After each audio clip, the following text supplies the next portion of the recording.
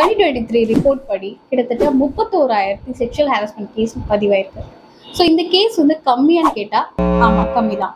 என்னை பொறுத்த வரைக்கும் 1/3 ஆஃப் த கேஸ் தான் பதிவாயிருக்கு. பல கேசஸ்லாம் பதிவாகவே இல்லை.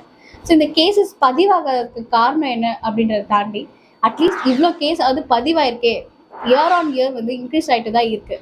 ஸோ இப்போ கேசஸ் இன்க்ரீஸ் ஆகுறதுனால இப்போ தான் ப்ராப்ளம் ஸ்டார்ட் ஆகுதான்னு கேட்டால் கிடையாது. ப்ராப்ளம் எப்பயுமே இருந்துட்டு தான் இருக்குது. ஆனால் இப்போ தான் அதிகமான பீப்புள் வந்து அதை சொல்கிறதுக்கான முன்னெடுப்பு எடுத்திருக்காங்க. சரி, இப்போ இந்த கேசஸ்லாம் வரும்போது நான் ஒரு சின்ன இடத்துல ஒர்க் பண்ணுறேன், எனக்கு நான் எங்கே போய் சொல்கிறது அப்படின்ற கேள்வி கண்டிப்பாக வரும். அன்ஆர்கனைஸ்டு டொமஸ்டிக் ஒர்க்கர்ஸ்க்காகவே தான் லோக்கல் கம்ப்ளைண்ட் கமிட்டின்னு இருக்காங்க.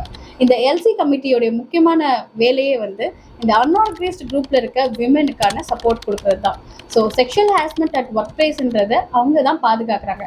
இது எல்லா டிஸ்ட்ரிக்ட்ஸ்லுமே இருக்கக்கூடிய ஒரு கமிட்டி தான். ஸோ டிஸ்ட்ரிக்ட் கலெக்டர் ஹெட் பண்ணுற கமிட்டி தான் இது. நீங்கள் எந்த மாதிரியான ப்ராப்ளம் இருந்தாலும் இன்கேஸ் நீங்கள் வந்து அன்ஆர்கனைஸ்டு செக்டார்லையோ இல்லை லெஸ் தென் 10 people 20 people இருக்க ஸ்மால் செக்டார்ஸில் ஒர்க் பண்ணால் தாராளமாக நீங்கள் சொல்லலாம்.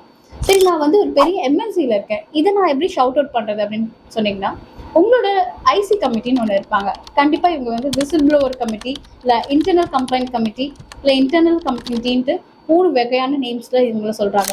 ஸோ இந்த கமிட்டியோடைய சப்போர்ட் உங்களுக்கு வேணும்னா நீங்கள் தாராளமாக உங்களோட கம்ப்ளைண்ட்டை நீங்கள் ரிட்டர்ன் அவங்கக்கிட்ட கொடுத்தீங்கனாலுமே இந்த கமிட்டி உங்களுக்கு சப்போர்ட் பண்ணுவாங்க.